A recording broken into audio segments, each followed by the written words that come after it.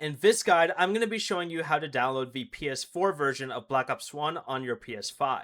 This is Miguel from Just Boz, and before we get into this guide, make sure to like the video and subscribe to the channel with all notifications on for more content like this. It really does help out the channel and we'd greatly appreciate it. If you have any questions, just ask them down in the comment section below. I'm going to be doing my best to reply to every single comment down there. First, open the PlayStation Store and search for Black Ops 1. Once you go ahead and search for it, select the game from the results and open the select version menu right here. Make sure you choose the PS4 edition right here and start the download and wait for it to install.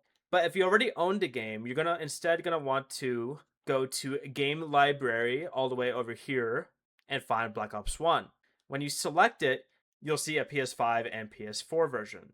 Make sure you select the PS4 version instead. And once the download finishes, make sure to launch the version labeled PS4 from your home screen or your game library. Installing the PS4 version can be useful if you want to play with friends who are still using a PS4.